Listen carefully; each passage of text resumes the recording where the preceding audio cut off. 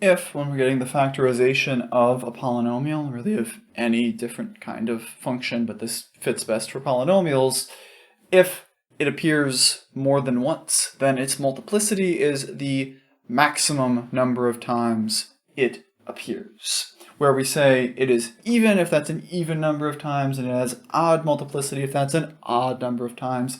And that actually indicates a special kind of behavior, where if the multiplicity of a root is even, then what it's going to do is come up, touch the axis, and come back, whether that's going up like I just signaled, or down and back. It's going to be something like a relative maximum or minimum value. It's going to be a relative extreme value that is also a root. It's kind of a special little thing in that way. And then if it has odd multiplicity, it's going to come up, pass, and then keep going either up like I just said, or, well, signaled, or down in that case. So let's get a quick example here where we can see precisely how that looks in the context of a specific polynomial.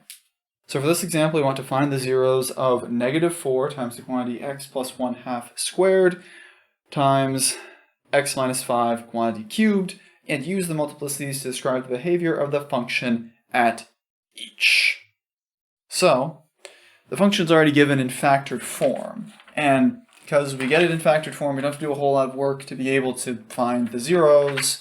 We have that for this, the zeros are going to be at x equals -1/2 and positive 5 by the zero product principle. If x minus 5 is equal to 0, then x is equal to 5, or if x plus 1/2 is equal to 0, then x is equal to -1/2, where because that -1/2 occurs twice, this will be a root with multiplicity 2, and because the x minus 5 term is cubed, that will occur 3 times, so that will have multiplicity 3.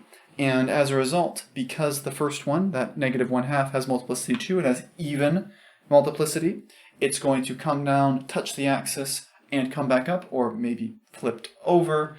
And because the other, the 5, has odd multiplicity, it's going to come down and cross. Although, even with these things, the zeros of polynomials, they will either be relative extreme values or something I mentioned as saddle points. They're going to sort of level off a little bit at a 0.